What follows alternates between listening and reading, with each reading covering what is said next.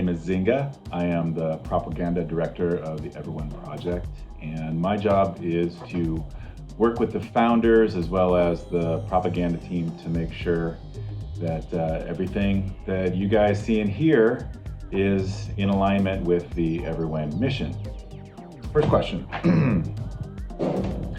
It's great that you are trying to do something different, but why are you using photos and videos from that other event on the playa?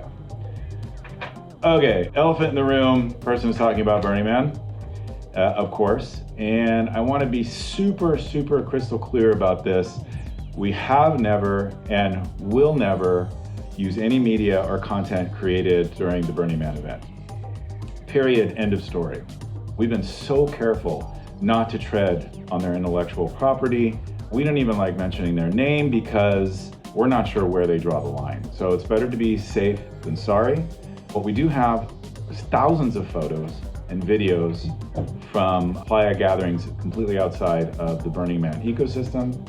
There's a fairly complete history on how it all went down on our website. If you want to go check that out, it's linked in the description of this video. So again, all the media that you will ever see or hear supporting the Everywhen project was taken at other times on the playa. And by the way, our photo policy is going to be a lot different than probably what you're used to. So hopefully that will be in support of artists, because that is very much part of the mission of the Everywhen project. All right, second question. Who do you think you are, you opportunistic rich jerks, and who is funding this garbage? All right, I think if I was a milk drinker, milk would have projectile sprayed out of my nostrils when I first read this. First of all, please don't tell me you think this is the only event name associated with the Black Rock Desert. Look up Desert Siteworks, Communiversity, Suicide Club, Cacophony Society, Survival Research Labs. I highly recommend if you can find any videos of SRL, pretty amazing stuff. Or you can just go to Amazon and find this, co-written by a friend of mine. Pretty amazing stuff. Get the download. Hey, everything changes. We don't want to burn art.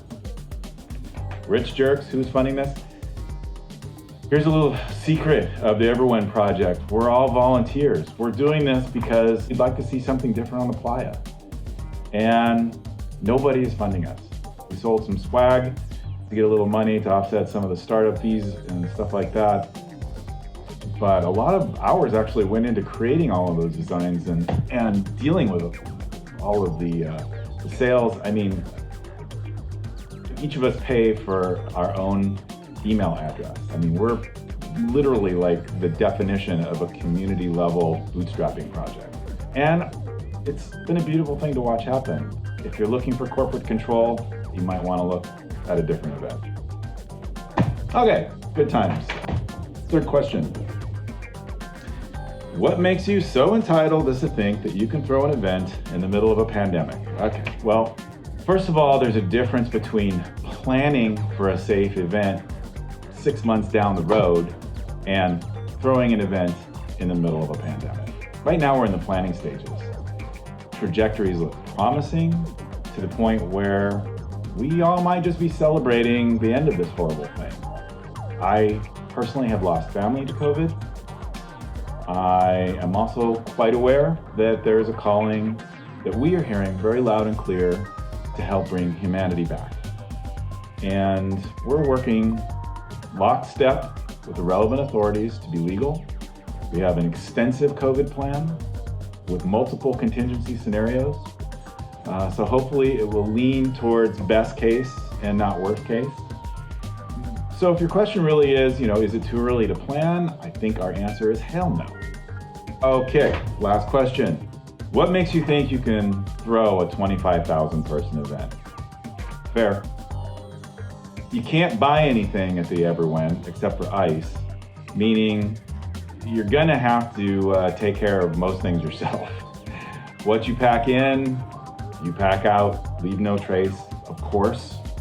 We will handle the portos, the streets, neighborhoods, placement and all of the permit stuff that allows us to gather together in a large group. And I also want to reiterate that it's been said elsewhere that the members of Everywhen are experienced with throwing large-scale events. So this is definitely in our wheelhouse. We have a lot of confidence in you to do the right thing to take care of yourself. But we also have a lot of confidence in ourselves because collectively we've done some pretty big stuff. So this is exciting for us. It's going to be challenging, obviously, but at the same time, we think that we are quite capable of handling it. So I hope to have more answers for you at some point in time down the line. Thanks a lot for listening to the Everyone Minute, and we'll talk to you soon.